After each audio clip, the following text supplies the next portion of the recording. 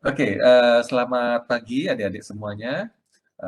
Kembali kita bertemu secara virtual. Hari ini adalah pertemuan kita yang kedua. Kita akan bicara tentang normality, ya, normality test. Kita akan menggunakan software SPSS. Tempo hari minggu lalu kita sudah belajar dengan Microsoft Excel, ya.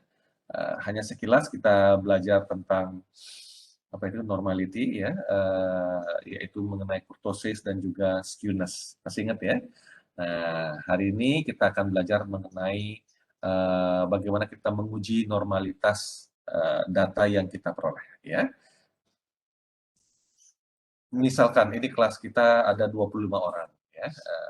Jadi kalau kayak saya kasih tes, ya, entah itu pretest atau ujian, ya, kemudian saya dapatkan nilai, ya. Nah, nilai dari nomor absen 1 sampai 25 sudah saya dapatkan, ya. Jadi ada total observasi ada berapa? 25, ya. Ada 25, kemudian dari nilai itu kemudian saya cari rata-ratanya, ya, mean-nya, rata-rata hitungnya. Ya, saya dapatkan rata-rata hitungnya, kemudian saya cari tahu standar deviasinya, penyimpangan setiap observasi itu terhadap rata-rata tadi itu. Ya, saya kira saya pernah menyampaikan ini minggu lalu, ya. Jadi ada mean, ada standar deviasi.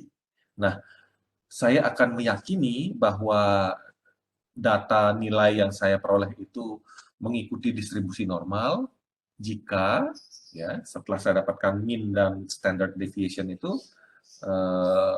ini apa, penyebaran datanya itu adalah mengikuti ini, kaidah ini, yaitu 68% dari observasi dari data saya itu berada di range atau rentang plus minus 1 standar deviasi, ya. Jadi kalau nomor absen 1 dapat nilai 100, nomor absen 2 90, ketiga 100, kemudian ada yang 60, kemudian ada juga yang dapat nilai jelek, ya, 20, 10 dan sebagainya. Nah, dari nilai itu saya dapatkan mean, betul ya, kemudian standar deviasi. Nah, satu standar deviasi atau standar deviasi itu plus minusnya itu, kalau ada 68% data saya ada di rentang itu, nah itu ada kemungkinan datanya terdistribusi normal. Kemudian saya cek lagi bagaimana kalau plus minus 2 standar deviasi. Kalau standar deviasinya 1,5 berarti 2 standar deviasinya berarti 3, berarti plus minus 3 itu ya kurang lebih ya. Ini plus minus 3. Nah, berapa sebar frekuensi yang ada di sana, berapa observasi yang ada di sana. Kalau ada 95% dari keseluruhan data ada di sana di rentang itu, nah ini juga ada kemungkinan dia terdistribusi normal. Kemudian saya cek lagi, kalau 3 plus minus 3 standar deviasi, kalau ada 99,7%, jadi kalau ketiga kriteria ini terpenuhi, maka saya bisa meyakini data saya terdistribusi normal. Ya, gitu memaknainya. Ya. Jadi dapatkan dulu datanya, kemudian cari tahu apakah sebaran datanya ada di rentang-rentang ini, ya. Plus minus 1 standar deviasinya ada 68% sana, 95%-nya ada di plus minus 2 standar deviasi, 99,7%-nya ada di plus minus 3 standar deviasi. Ya. Oke, jadi itu definisi ininya ya, aplikatifnya. Oke. Nah, kalau disuruh menguji satu-satu seperti itu kan agak ribet ya. Dan bersyukurlah kita hidup di zaman yang sudah modern, ya, sudah ada yang menemukan cara yang lebih praktis. Kita tinggal mengaplikasikan itu ya melalui software-software. Oke. Nah, bagaimana mengujinya? Ya, apakah data yang sudah kita peroleh itu terdistribusi normal atau tidak?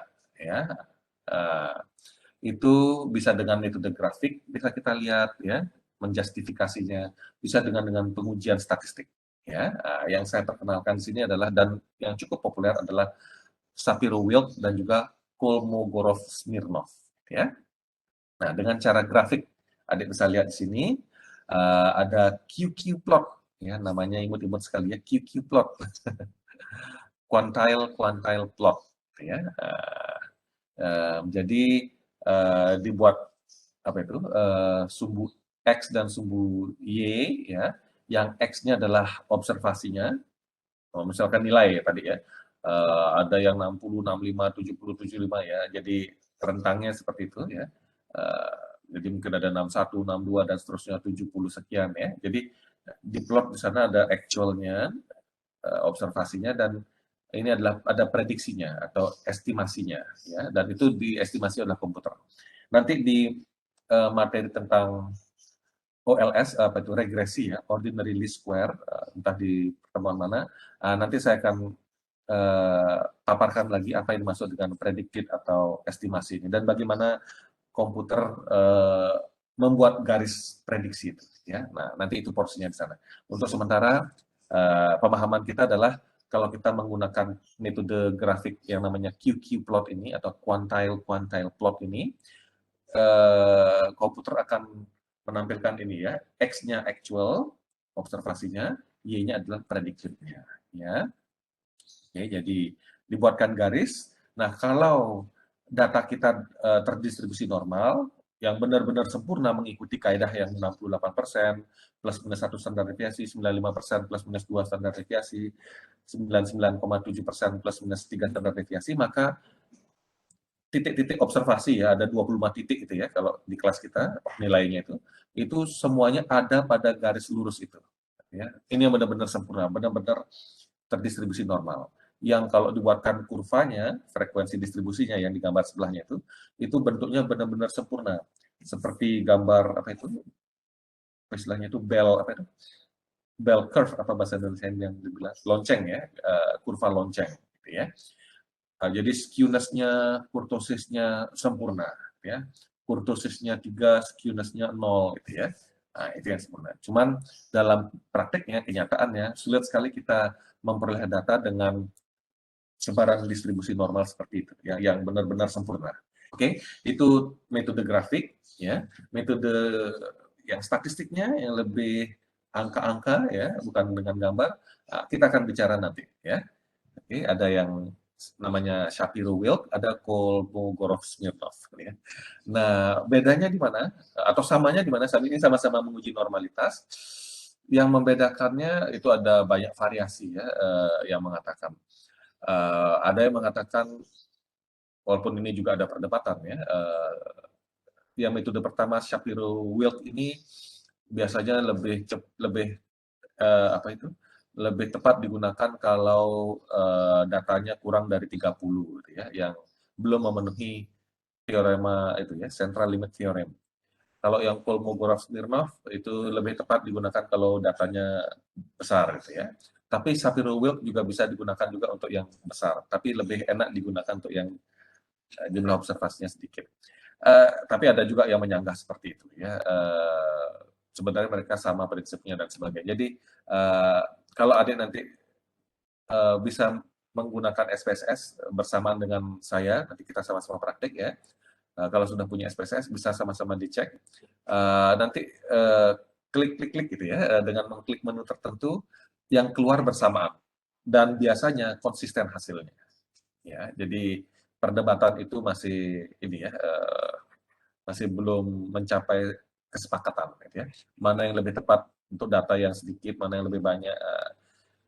Ya, itu mungkin masalah selera saja ya. Ada yang lebih senang mengacu hasil normalitasnya menggunakan yang metode pertama, ada yang kedua. Dan di kalangan kita, ya, kalau saya melihat skripsi mahasiswa menguji itu lebih banyak yang mengacu ke yang metode kedua ini. Ya, oke. Nah, masalahnya preferensi. Yang penting, apalagi kalau disupport dengan QQ plot, diagram ini ya, grafik frekuensi distribution ini lebih bisa meyakinkan pembaca kalau datanya sudah mengikuti distribusi normal gitu ya. Oke, alangkah baiknya dengan kombinasi ya. Oke, tanpa panjang lebar lagi, ini penjelasan sebelum kita praktiknya. Seringkali kita harus melakukan penelitian dengan sampel ya, karena kalau meneliti populasi masalah waktu, masalah biaya, ya itu seperti kita melakukan sensus penduduk. Kalau kita dari sarjana ekonomi pembangunan misalkan, kalau tidak menarik sampel, maka adik ya melakukan sensus berarti ya, kalau tidak dengan cara sampling. Itu tentu biaya dan waktu ya. Sedangkan kalau melakukan penelitian untuk skripsi, waktunya sangat terbatas ya, biaya pun juga terbatas, jadi seringkali kita harus melakukan penarikan sampel dari populasi yang ada. Bahkan seringkali juga kita tidak pernah tahu berapa populasinya ya. Nah, itu tantangannya. Sehingga dalam penelitian kita menarik sampel, kemudian kita memformulasikan hipotesis, dan kemudian kita menguji hipotesis kita, dugaan kita. Apakah sampel yang kita sudah ambil itu, kemudian kita analisis ya datanya, apakah hasilnya kira-kira mencerminkan populasinya, gitu ya. Nah, jadi itu ide ceritanya ya. Oke, ini ada populasi. Nah, kalau populasinya ini diambil semua datanya, ya data populasi kita peroleh, kemudian kita buatkan grafiknya kira-kira seperti ini, misalkan ya, distribusi frekuensinya. Kalau ini masalah nilai tadi itu ya, nilai seluruh mahasiswa yang mengambil mata kuliah AAK itu ya, ini seperti ini ya. Nah, kemudian kalau saya ingin melakukan sampling, mengambil beberapa dari populasi ini, saya akan coba plot juga grafiknya, maksud saya distribusi frekuensinya, kemudian saya akan bandingkan apakah sampel saya itu sama atau mirip atau mengikuti sebaran distribusi seperti populasi ini. Nah, seperti itu ya. Jadi normalitas itu seperti itu ya. Kita ingin tahu sebaran data kita itu dari sampel yang kita ambil itu apakah sama atau bisa mengikuti populasinya ya, polanya. Oke. Nah, bisa dihafalkan bentuk grafiknya. Dan nanti kita coba lihat kalau kita ambil sampel beberapa ya, seperti ini. Nah, dari sekian banyak, kalau nggak salah ini 500 ya jumlahnya, populasinya, kita coba ambil yang warna-warna orange itu, kita tentukan, seleksi misalkan, ada banyak jenis penyeleksian untuk sampel ya, nah itu tugasnya adik-adik dan memahami mata kuliah metodologi penelitian ya. Jadi kita ambil 10 misalkan dari 500 populasi yang ada, ya kita ambil, ini yang namanya sampel ya, dan dari sampel tadi itu kita coba bandingkan ya dengan populasinya, sebaran datanya. Kalau ini soal nilai contoh tadi ya nilai, kalau ini katanya tinggi badan ya dalam satuan inci. Ya. Oke, jadi kita lihat di sana untuk populasinya grafiknya seperti itu, sebaran datanya, ya frekuensi ini ya datanya. Yang dapat nilai 64 ada berapa orang itu ya, di sana bisa dicek ya. Cuman angkanya nggak ada kebetulan sana. Ya ini hanya ilustrasi aja ya. Nah, kalau itu populasinya. Kalau sampelnya, karena sampelnya lebih sedikit ya grafiknya modelnya begitu ya. Oke. Nah, bisa dilihat sana ada perbedaan ya. Kalau populasinya cenderung mengikuti distribusi normal, yang ini sampelnya agak kurang mengikuti bentuknya seperti distribusi normal ya. Oke. Nah, jadi kalau yang benar-benar sempurna ya distribusi normal ya, seperti inilah gambarnya ya. Rata-ratanya itu ada di tengahnya ya. Ya, di kurva lonceng itu nilai rata-rata itu ada di tengah-tengahnya. Ya, yang ini. Nah, kemudian plus minus 1 standar deviasi ya misalkan di sini ya, plus minus 1 standar deviasi ya. Nah, jadi ada jumlah datanya, frekuensinya kalau dihitung, itu harusnya ada berapa tadi? 90 berapa itu? Sorry, 68% ya. 68% ya. Jadi 68% dari data kita ada di plus minus 1 standar deviasi. Ya. Yang ini katakanlah ini ya. Ini 1 standar deviasi, yang ini min 1 standar deviasi. Jadi kalau ditotalin frekuensi datanya ini harusnya ada totalnya ada 68% dari total data yang ada ya. Kemudian ini 2 standar deviasi, yang ini min 2 standar deviasi. Sebaran jumlah frekuensinya di sini itu harusnya 95%.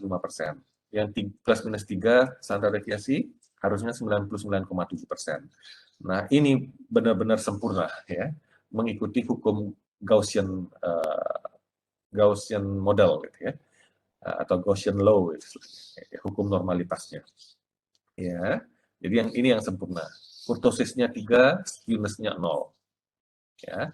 Namun karena kita seringkali menarik sampel dari populasi, ya kurvanya ya tidak sempurna seperti itu. Ya, ya seperti inilah ya. Jadi kalau semakin banyak kita menarik kalau jumlah sampelnya semakin banyak, maka ada kecenderungan semakin terdistribusi normal lah datanya, ya, karena dia akan mengikuti uh, karakteristik dari populasinya, ya. Apalagi kalau populasinya sangat-sangat heterogen, ya. Jadi kalau populasinya sangat heterogen, menarik sampelnya seharusnya dalam jumlah yang semakin banyak, ya. Tapi kalau populasinya itu kita anggap homogen, misalkan darah dalam tubuh kita, ya, mau ambil di paha atau di mana ya, saya nggak tahu ya secara teknis, mau satu cc, mau berapa cc, seharusnya sama hasilnya, ya. Jadi nggak perlu harus ngambil setengah dari jumlah darah kita, ya, sekian liter darah kita yang harus kita teliti untuk sebagai sampelnya. Jadi seperti itu, ya, tergantung dari karakteristik dari populasi juga, ya. Nah, ini ya, jadi kalau N-nya sangat sedikit, relatif sedikit, ya adik bisa lihat ada banyak renggang-renggangnya, ya. Jadi kalau ditarik garisnya ya mungkin agak menceng ke kanan dalam kasus ini, ya. Nah, modelnya seperti itu. Oke, saya kira bisa dipahami, ya. Jadi normalitas sangat terkait atau sangat terpengaruh oleh jumlah sampel yang kita miliki, ya, dalam penelitian kita. Ya.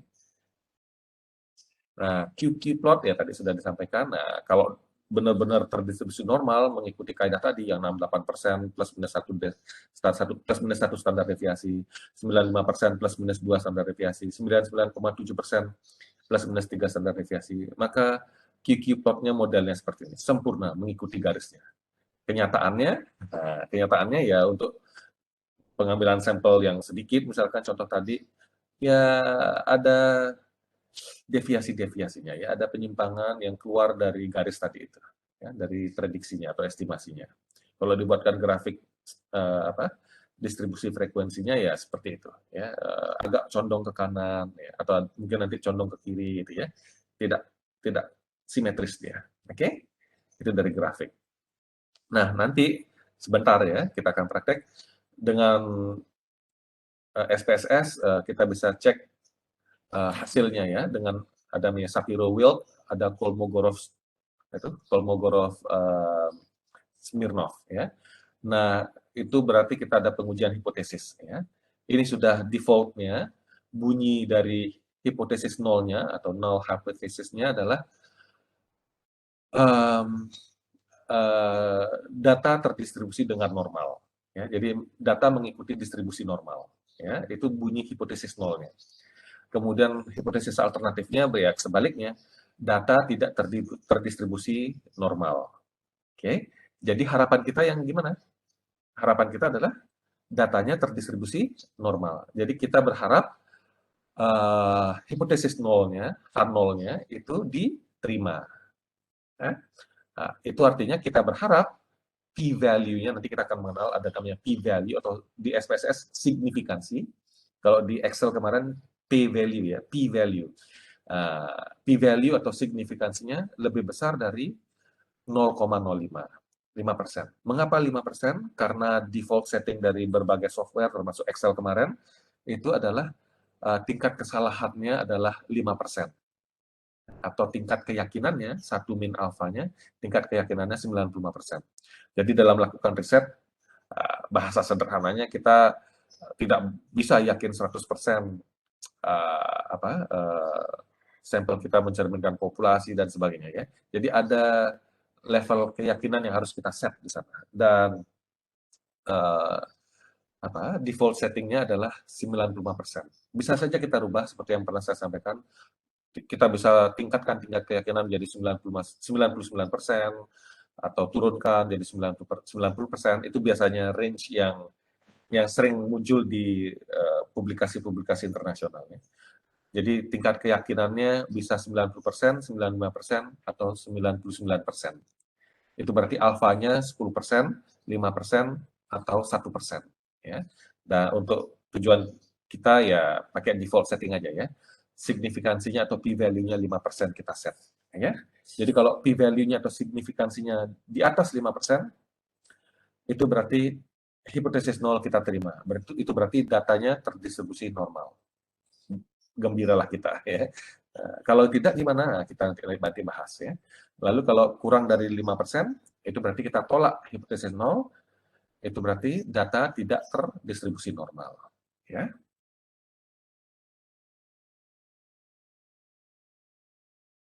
Baik, terima kasih. Kami dari kelompok 1 dengan 5 anggota yang terdiri dari saya, Nari Utari dengan absen 12, Putumia Pratnya Paramita Dewi dengan nomor absen 26, Ida Ayu Sari Sastri dengan absen 28, Ida Ayu Ganitri Dwi Payatmi dengan absen 29, dan terakhir Niputu Eka Oliviantari dengan absen 31. Nah, di sini kami akan menjelaskan mengenai permasalahan yang diambil mengenai uji normalitas. Baik, contoh kasus mengenai uji normalitas dengan menggunakan metode Kolmogorov-Smirnov. Nah, jadi di sini permasalahannya itu yaitu soal 1, mahasiswa semester 8 sedang menyusun tugas akhir dan baru saja mengumpulkan data sampel mengenai nilai ujian matematika kelas 6 SD sebanyak 16 siswa. Nah, berikut data yang telah yang dikumpulkan oleh mahasiswa tersebut, yaitu namanya itu menggunakan abjad dari A sampai P, dan nilainya itu bisa dilihat pada layar dari ada 40, 50, 60, 70, 80, 90, dan 100.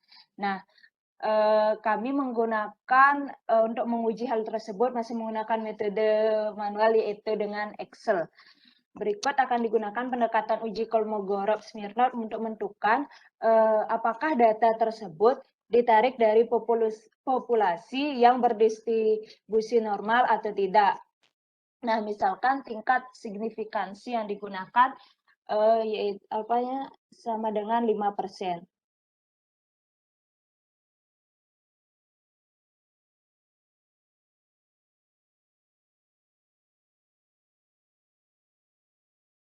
Nah, yang pertama kami memasukkan datanya itu ke dalam tabel biar secara berurutan dari angka yang paling kecil ke angka yang paling besar. Nah, didapatkan rata-rata dari tabel tersebut yaitu 70 dan standar deviasinya 16,3299316.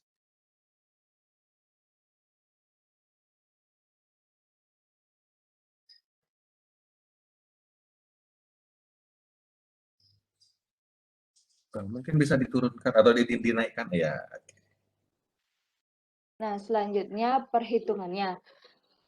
Nilainya udah diurutkan, ada 40, 50, 60, 70 sampai 100, dan frekuensinya juga sudah didapatkan, yaitu dari nilai 40 ada sebanyak 1, 52, 63, dan seterusnya. Nah, yang kedua yaitu fx atau probabilitasnya itu nilai 40 ada 0,0625, 50 ada 0,125, dan seterusnya.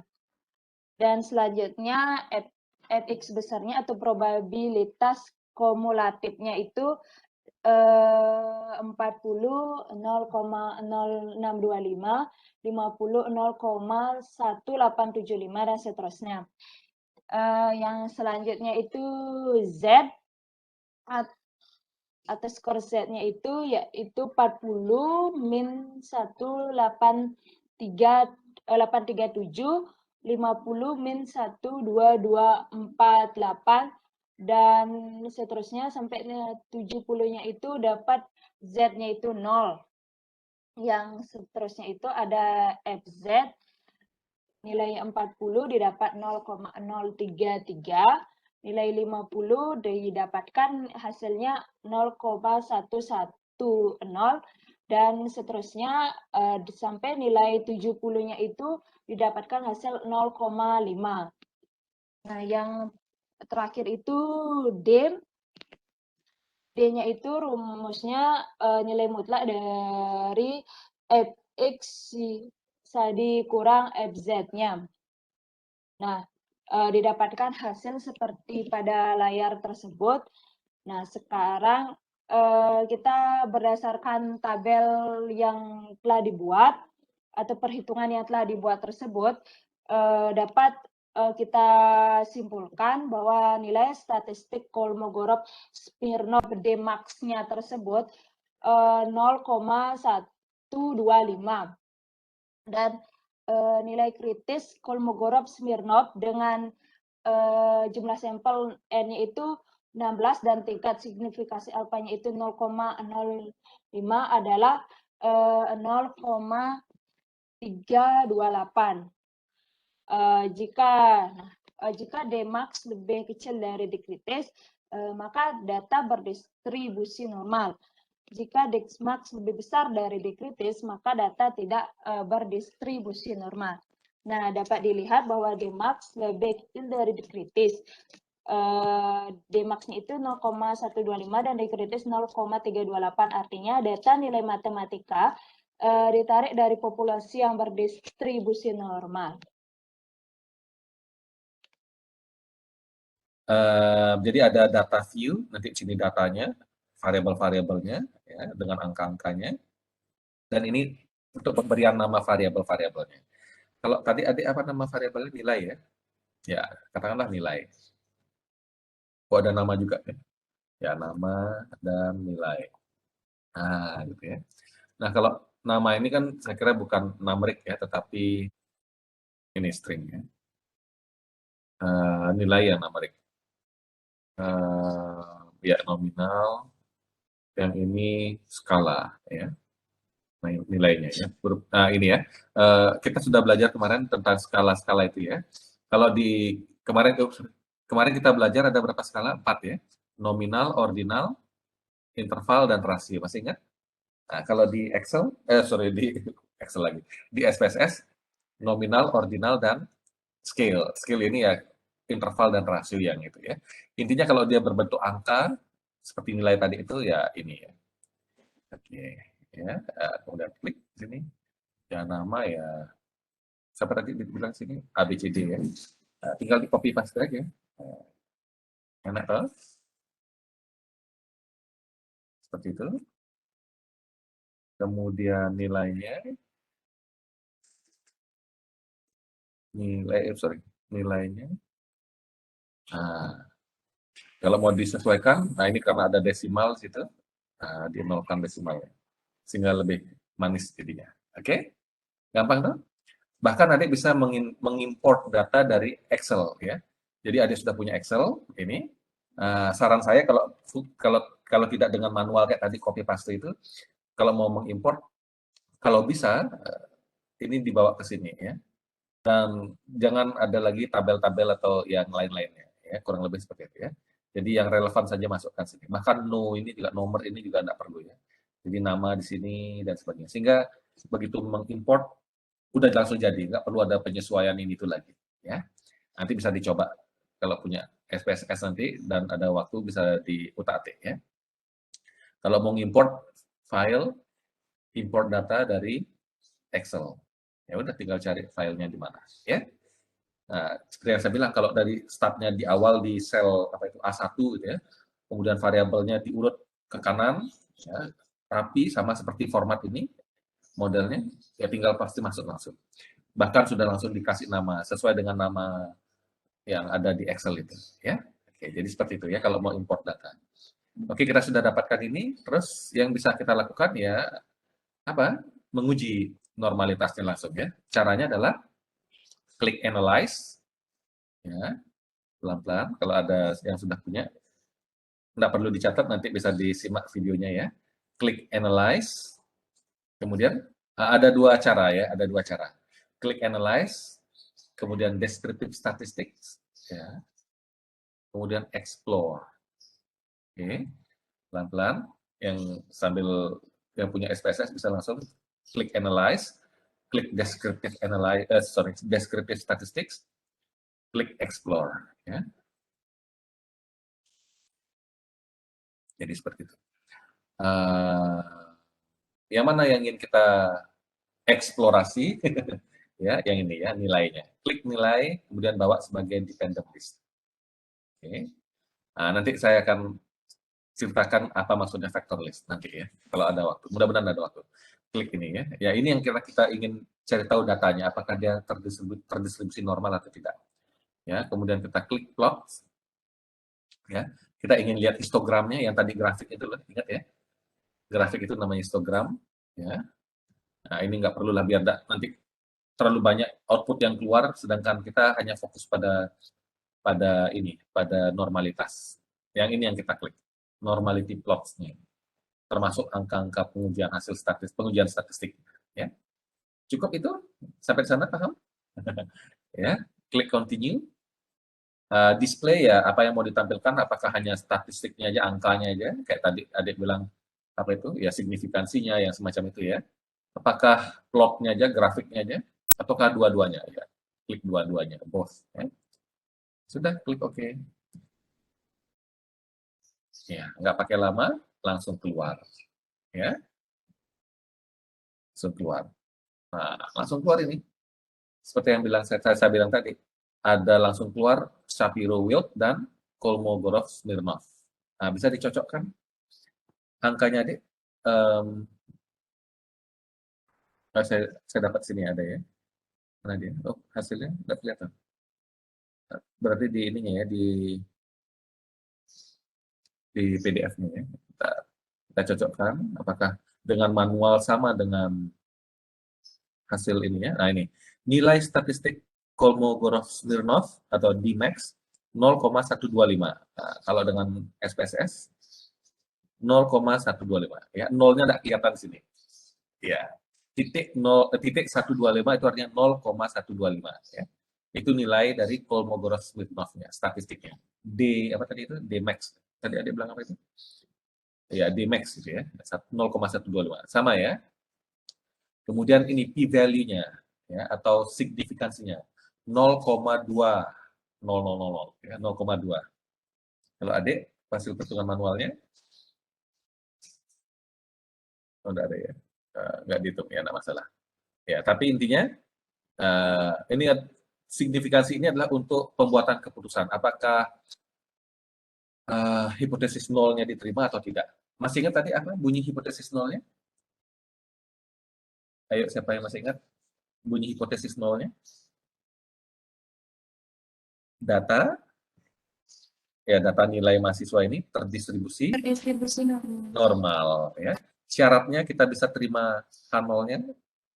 Syaratnya adalah signifikansinya gimana nilainya? 0,05.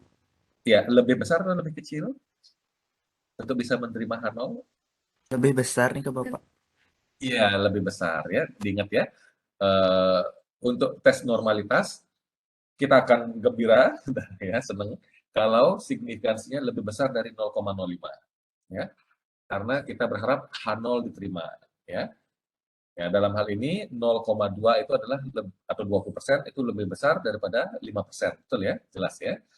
0,2 ini lebih besar nilainya daripada 0,05. Sehingga keputusannya adalah H0 diterima. Jadi data nilai mahasiswa ini terdistribusi normal. Nah, gimana jawaban adik? Ya, berdistribusi normal. Oke. Nah, kemudian kita lihat, wah, grafiknya sempurna ya. Ya, bagus ya. Seperti ini. Ya, ini dia histogramnya ya. QQ plotnya, wah, juga. Ya, walaupun ada deviasi kecil ya, tapi ini sudah bagus ya. Tidak signifikan ya istilahnya ya. Tapi dia normalitasnya apa? Dianggap terdistribusi normal. Oke. Nah, ini sama-sama QQ plot ya, di trended ya, kalau ini trend ya, trended atau normal ya, yang biasanya yang ini yang dilihat. Sama saja ya, tapi mungkin interpretasinya yang berbeda. Saya juga kurang tahu teknisnya bagaimana mentransform dari normal ke detrended normal ini. Tetapi yang sering diacu adalah yang ini, normal QQ plot ya. Oke, ini dia ya. Paham ya? Sampai situ ada yang mau ditanyakan? Nah, ini juga penting ya. Ini adalah untuk melihat apakah ada data yang outliers. Ada yang tahu outliers? outliers, pernah dengar istilah outliers, data yang outliers? Ini kita cek datanya adik ya. Dari data ini ya, wah bervariasi ya. Mungkin dari data ini ada yang agak jauh gitu ya, jauh tertinggal gitu ya. Mungkin ada yang nilainya 0 atau nilainya cuma 5, sedangkan yang lainnya paling kecil berapa ini? Katakanlah 40 paling kecil, 40 ya, karena sudah diurut. Dari 40 sampai 100. Satu orang ini yang katakanlah 40 itu nilai lulusnya, katakanlah semuanya lulus, ada satu yang nggak lulus atau beberapa nggak lulus. Nah, yang begini disebut outliers. Ya. Ibaratnya kalau mungkin dengan ilustrasi yang lebih bisa dicerna, mungkin kalau ada induk ayam, kemudian ada anak-anak ayam, satu duanya ada anak bebek ikut ngumpul di sana, gitu ya. Jadi datanya dan juga hasil analisisnya bisa jadi nanti kalau kita pertimbangkan masukkan outliers ini bisa menjadi bias, ya. Jadi kalau tentu saja harus dipikirkan juga mengapa kita tetap masukkan ini. Kan nggak mungkin mentang-mentang ada beberapa orang tidak lulus, ya, kemudian kita keluarkan, ya, untuk kasus ini ya nilai. Ya. Apalagi kalau jumlah mahasiswanya sudah 16, ya. Dari jumlah 16 ini katakanlah 5 orang nilainya outliers, ini ya. Nggak mungkin toh kita keluarkan dari analisis. Ya. Satu sampel sudah kecil, ya, jumlah observasi sedikit. Kemudian ada data outliers, ya sudah. Sebaiknya ya jangan dibuang gitu ya, kasihan gitu ya. Nanti mungkin dengan cara menjustifikasi ya keterbatasan penelitiannya ya. Jadi walaupun datanya tidak normal gitu ya, tidak selalu secara serta-merta ada semacam aturan yang pasti harus begini, harus dibeginikan gitu ya. Jadi mesti dipikirkan dengan baik, dijustifikasi ya. Satu, apakah ada data yang outlier? Data yang outlier bisa jadi menyebabkan data tidak terdistribusi normal. Ya. Kalau memungkinkan, ya seperti tadi itu, bisa dikeluarkan. Tetapi kalau tidak memungkinkan, sebaiknya tidak dikeluarkan. Ya. Kemudian data bisa menjadi tidak normal karena jumlah sampelnya sedikit, observasinya kecil. Seperti yang di PowerPoint tadi itu. Ya. Kalau ngambil 10 dari 500, ya ada kecenderungan tidak mengikuti distribusi normal. Dinaikkan jumlah sampelnya, kalau memungkinkan, bisa lebih terdistribusi normal, mendekati distribusi normal. Tapi kalau hanya bisa mengambil 16, ya, dan memang segitu saja yang bisa diambil, ya apa boleh buat, gitu ya. Nggak mungkin bisa kita tambahkan, kecuali kita memanipulasi data, gitu ya, dan itu lebih tidak ethical. Ya. Jadi kalau memang tidak memungkinkan menambah jumlah observasi, ya nanti tinggal dijustifikasi saja di riset adik, di laporan adik, deskripsinya ya hanya sekian yang ada, gitu ya.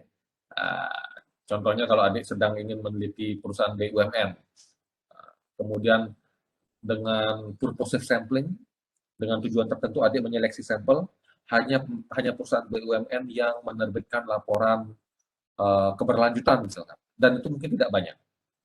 Ya, mungkin total observasi di bawah 30. Ya, apa boleh buat, ya.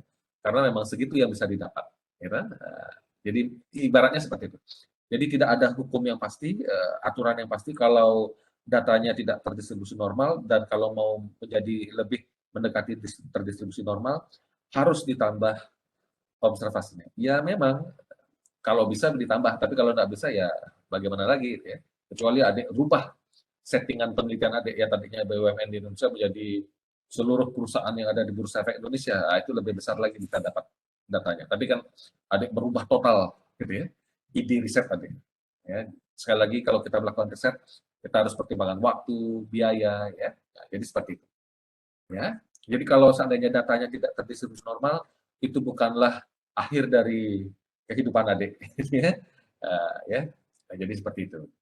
Memang mungkin agak ada sedikit bias dalam hasil penelitian adik, tetapi ya kalau memang tidak bisa ditambah datanya, observasinya, atau tidak bisa kita keluarkan outliernya dengan sangat dengan argumen yang jelas, maka ya biarkan saja seperti itu. Ya, nanti dijelaskan ada persoalan normalitas dan sebagainya. Ya. dan itu menjadi keterbatasan penelitian adik.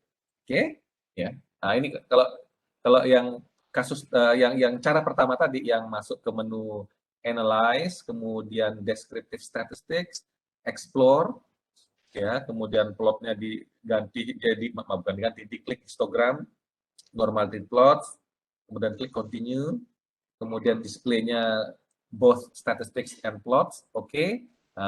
Muncul komplit seperti ini. Ini paket komplitnya. Singkat cerita, kalau menunya kalau pakai yang cara tadi itu melalui deskripsi statistik dan sebagainya tadi itu munculnya seperti ini, satu paket komplit. Ya, kalau versi yang berikutnya, klik analyze, kemudian non parametric, kemudian legacy dialogues, ya, kemudian klik ini one sample KS. Ya, ingat ya, non parametric, legacy, yang ini yang nomor 1, sampel KS ini. Klik. Hanya ada satu variabel, kalau ada banyak bisa diklik sini. Klik. Ini adalah asimptotik. Ya, klik OK. Untuk tugas yang dari kelompok 1, ini ya. Ini cara kedua itu fokus pada Kolmogorov-Smirnov, ya, yang tampilannya sederhana. Ya, intinya adalah ini, ada muncul ini, asimptotik. Ya. Ini ya, kita ulang lagi, biar muncul perbedaannya. Analyze, kemudian non-parametric, legacy dialog, kemudian yang nomor 1, sampel KS ini, ya, klik. Nah, kemudian kita otak ini, exact ini. Nah, ini ada tulisan di sini. Ada 3 pilihan, ada asymptotic only, ada Monte Carlo, dan ada exact. Diupayakan sebaiknya yang exact ini. Nilainya benar-benar sesuai dengan gimana ya bahasanya. Ya pokoknya exact lah sebaiknya ya. Direkomendasikan kalau adik lihat manual booknya, kalau adik punya atau bisa mendownload manual book dari SPSS, kemudian cari topik tentang normality test ini semacam itulah. Maka di sana ada statement yang jelas menyarankan sebaiknya pakai yang exact ini. Sehingga mudah-mudahan dugaan saya benar ya, perhitungan manual dengan komputernya sama, mudah-mudahan. Tapi begitulah dibilangnya.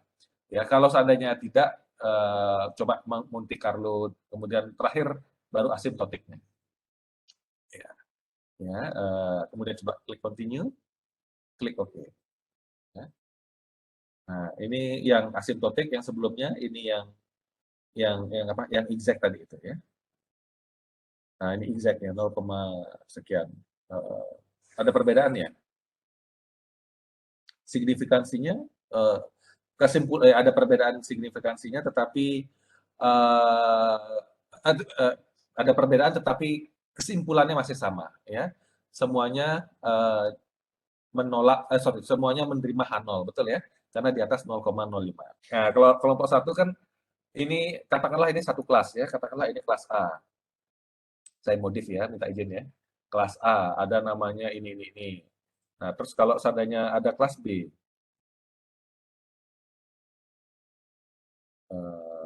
saya copy aja. Katakanlah ini kelas B namanya. Itu namanya siapa ini? Ya, AA, BB, dan seterusnya. Ya.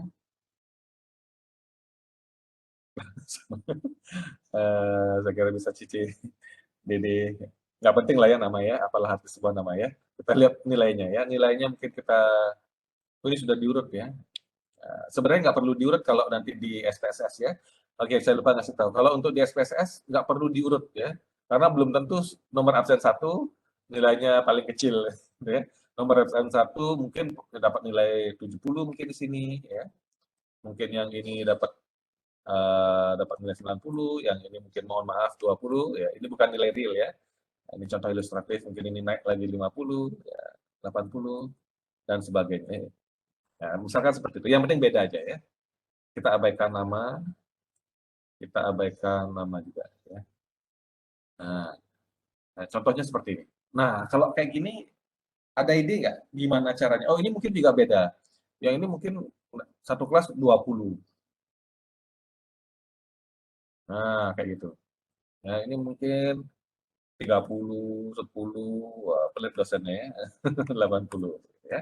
Nah, yang kelas A ada jumlahnya 16, yang kelas B jumlahnya 20. Gimana caranya menganalisis di SPSS?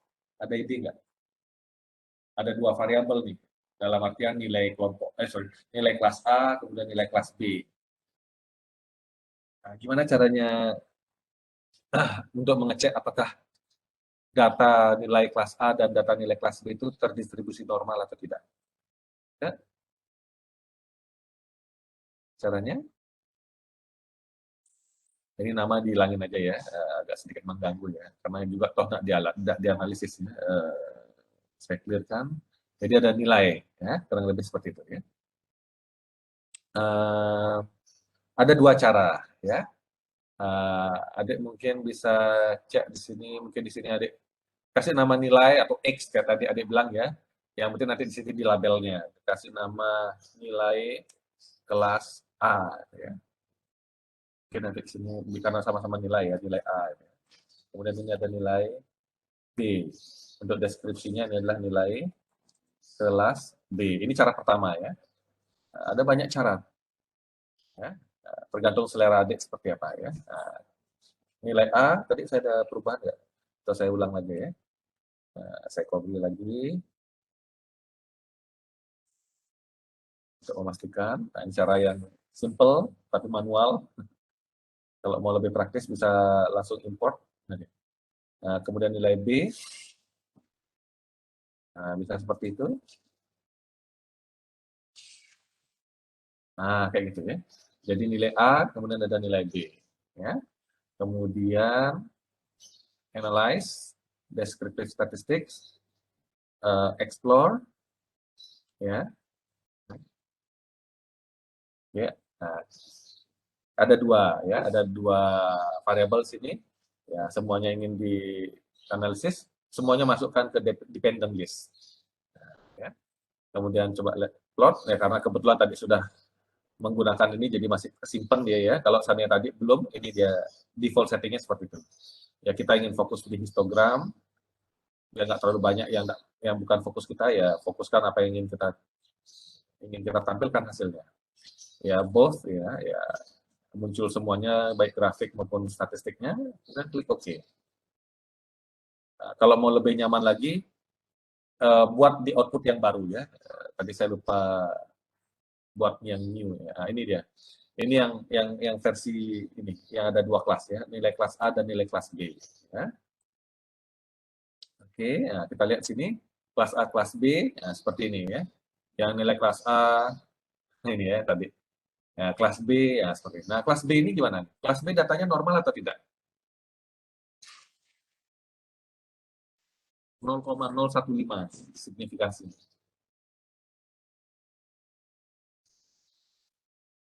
Halo?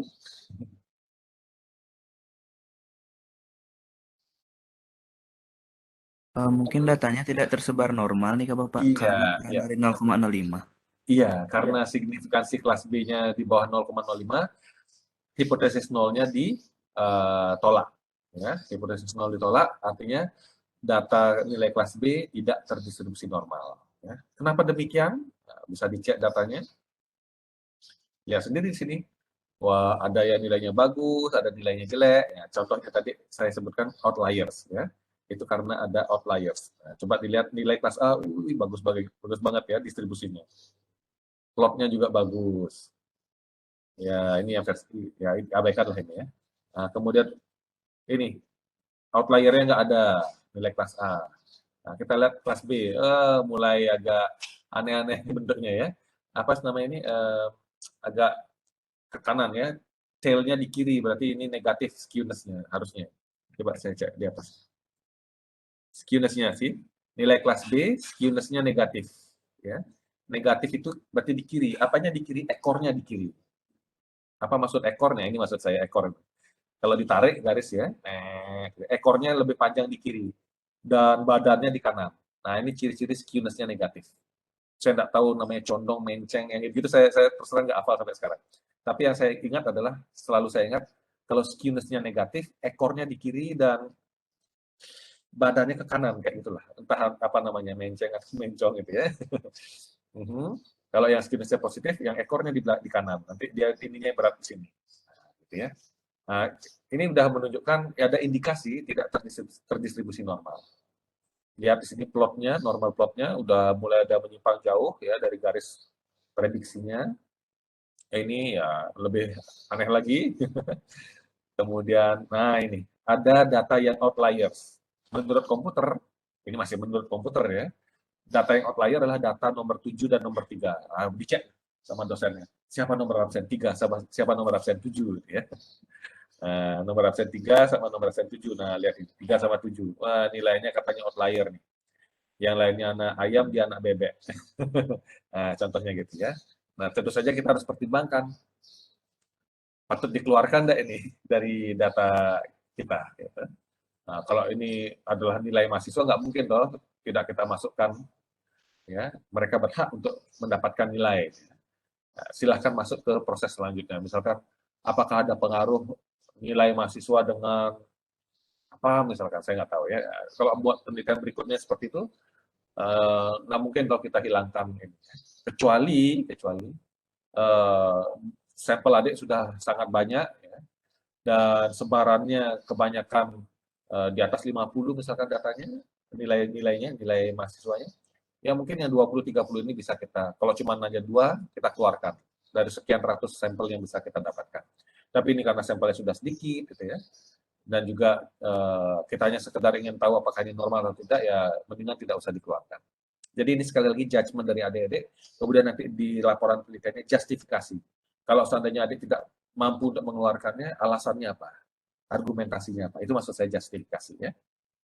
Oke, nah itu cara pertama, cara gampangnya. Tinggal copy aja apa yang ada di Excel. Nah, cara kedua, jangan diginikan, tetapi digitukan. Tinggal tidak bisa ya, nggak kayak di Excel. Oke, ya tak hapus saja kalau itu. Clear. Nah, ini nilai, bukan nilai A, tetapi nilai TOK. Nah, apa itu nilai TOK?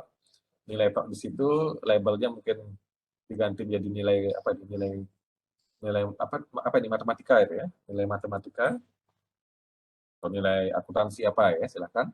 Nah, sekarang yang kelas B-nya belum saya masukkan, pakai enggak mau. Oke, masukkan ya pakai cara manual aja. Mulai dari di observasi 17 ya. Saya paste di sini. Nah, coba dicek. 20 tambah 16 harusnya ada 36 ya. Ya, 36 observasi. Udah semua ya.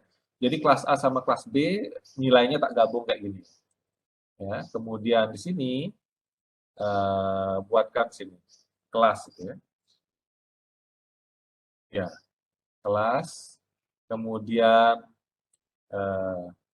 ya kelas ya kelas aja ya, kelas atau kelas lagi sini. Kelas matematika karena udah jelas ya kelas mana. Nah, value-nya di sini ya. Maaf, 1 nanti kita kasih nama kelas A. Oke, kemudian 2 atau 01 boleh ya. 1 kelas A, 0 kelas B, 1 kelas A, 10 kelas B, silakan kasih nama ya. 2 kelas B. Iya, gitu ya. Mohon maaf. Oke, ya, jadi seperti itu. Tadi kelas A ini ya, 1 kelas A. Mungkin lebih enaknya dikasih di situ, biar gampang copy paste. Ya, ini 1, ya, yang ini 2, ya. Siap, ke situ. Nah, tinggal copy aja deh. Daripada ngetik satu-satu di SPSS, kelewatannya. Yang ini nomor 2. Yang mulai nomor 17, oh sorry. Yang nomor 17, ini nomor 2 ya. Kodenya 2 maksudnya.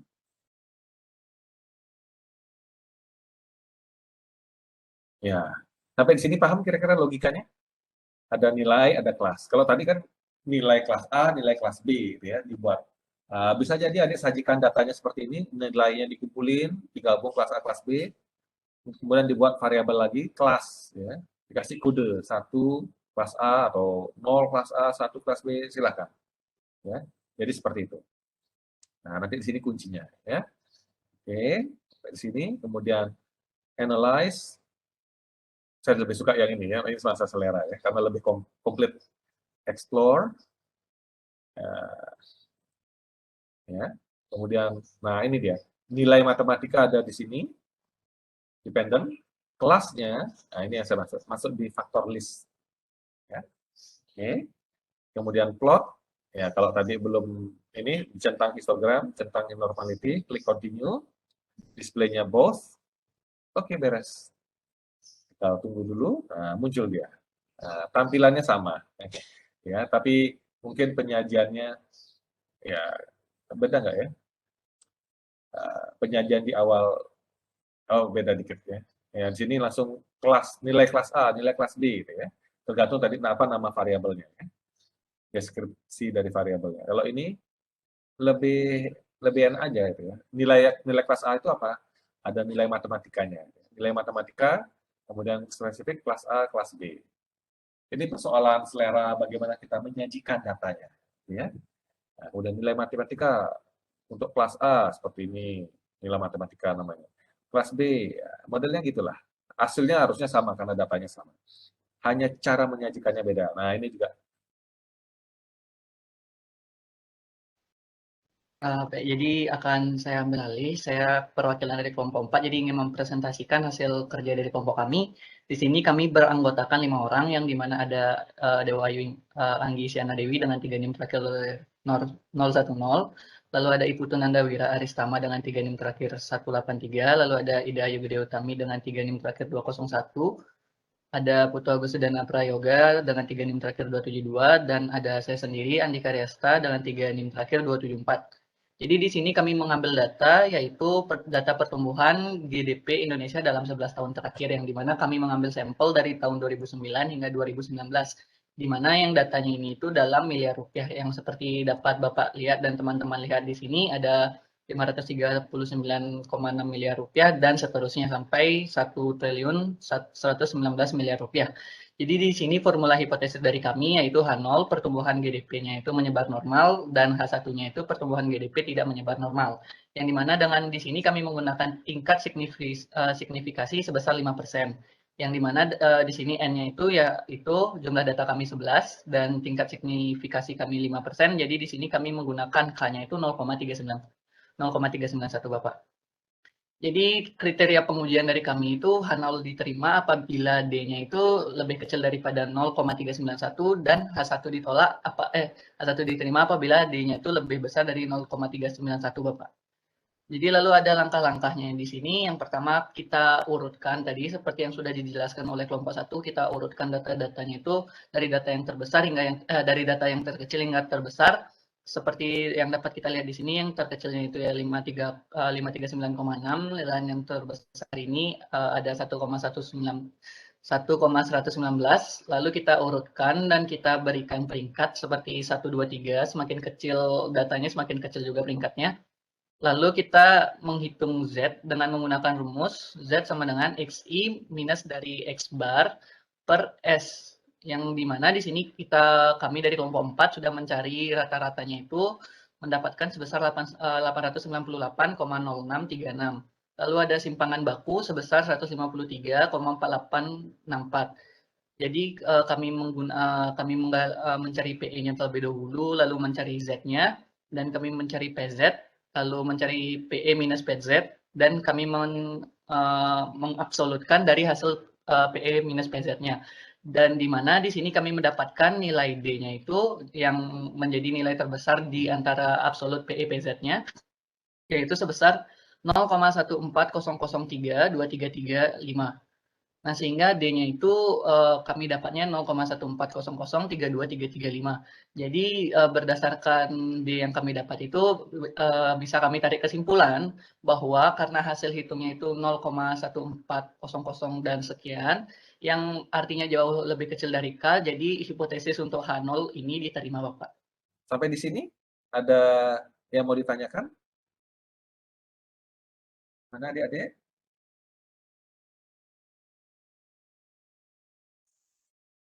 Simple Dari ya? saya tidak, Ya, Pak. gimana? Dari adik gimana? Dari saya tidak, Pak. Tidak ada, ya. Saya kira tanpa bermaksud apa istilahnya mengutamakan dua kelompok ini, tetapi saya kira saya sudah sempat baca sekilas ya, karena ketika saya lihat emailnya, saya coba download dan saya coba lihat, datanya mirip-mirip, dalam artian menggunakan Excel, kemudian ya ada data pertumbuhan ekonomi, ada yang pertumbuhan ekonomi. Adik tadi yang kelompok 4 kalau nggak salah pertumbuhan ekonominya satu negara ya, tetapi diurut berdasarkan Iya, urutan Bapak. waktu. Ya, 11 itu tahun terakhir. ya 11 tahun terakhir. Itu berarti namanya datanya apa itu namanya? Ada yang tahu? Mengurutkan data secara time series ya. Jadi time series data, jadi datanya satu negara atau satu tempat atau apalah ya, tapi diurutkan berdasarkan urutan waktu. Time series data. Nah, ada kelompok mana ya? Saya juga lupa. Itu kalau nggak salah juga data pertumbuhan ekonomi, tetapi pada tahun tertentu, katakanlah tahun 2020, tapi dari satu kawasan atau mungkin dari seluruh dunia. Pertumbuhan ekonomi Amerika Serikat, mungkin ada Indonesia, negara lain lagi. Nah, itu namanya cross-sectional. Gabungan dari time series dan cross-sectional namanya data panel. Nah, mengurutkan data panel kayak gini. Sorry. Nah, kayak gitu. Katakanlah ini jadi kalau perusahaan ya, ini PT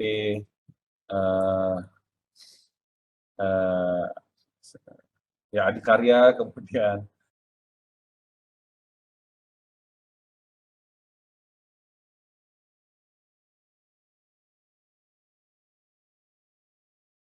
nah ini nama perusahaan-perusahaan ya, dan ini misalkan ini nama apa emiten, misalkan kodenya seperti itu, ini tahun atau periode pengamatan.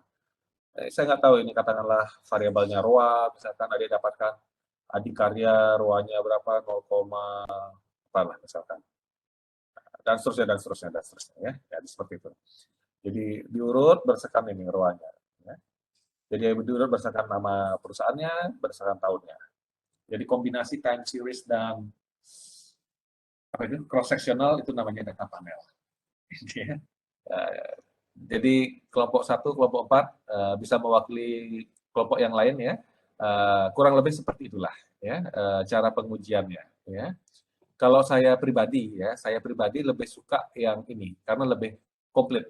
Sekalian menampilkan apa deskripsi ya statistik deskriptif dari variabel ini. Ya, min-nya berapa, standar deviasinya, yang seperti kemarin kita, skewness-nya, kurtosisnya, dan itu tidak muncul di teknik yang kedua tadi itu. Tapi bukan berarti tidak boleh ya. Ya. Dan ini juga sekaligus menampilkan dua pengujian normalitas ya, sehingga kita bisa lihat kayak model gini lah, ada second opinion-nya lah. Gitu ya. Kalau sudah dua pengujian oke, konsisten, ya kita bisa lebih yakin lagi. Kurang lebih gitulah ya. Oke, luar biasa kelompok yang lainnya juga ya, sangat-sangat saya apresiasi. Untuk pertemuan berikutnya, saya belum cek materinya apa ya, saya lupa. Setidaknya SPSS kita akan terus pakai ya, setidaknya. Kalau ada software lain kita coba bandingkan, gitu ya, biar seru ya. Kalau bisa Excel juga mumpuni untuk melakukan itu, kita coba Excel, SPSS, apalagi ya, gitu ya. Stata, apalagi nanti siapa tahu. Saya bisa dapatkan softwarenya dan nanti saya tampilkan. Gitu ya. Kalau adik berkesempatan, adik bisa coba cari softwarenya juga. Ya, seru aja ya. Tapi untuk tujuan nanti adik skripsi, minimal sekali adik sudah harus menguasai SPSS minimal. Karena biasanya mahasiswa yang melakukan regresi, kemudian uji diskriminan, saya lihat yang bagi saya SPSS sudah sangat-sangat powerful untuk melakukan itu. Ya. Ya, nanti bisa kita lihat kalau tampilannya Stata kayak gimana, ya, FUS gimana kalau melakukan normalitas. Gitu ya. Tapi mohon maaf sampai sekarang saya belum bisa dapatkan software. Mudah-mudahan minggu depan kita tampilkan sebanyak-banyaknya berbagai versi software untuk memecahkan satu masalah yang sama. Oke? Biar seru ya. Terima kasih banyak adik-adik atensinya dan antusiasme adik membuat kasus ya yang real ya yang bisa kita gunakan untuk berlatih SPSS hari ini ya. Dan saya ucapkan jaga kesehatan. Terima kasih dan sampai bertemu minggu depan secara virtual lagi. Sampai jumpa. Terima kasih Bapak, selamat pagi. Baik. Terima kasih Bapak. Eh, Selamat Terima kasih pagi. Bapak, selamat pagi. Bapak. Terima kasih, Mari. Bapak. Selamat pagi.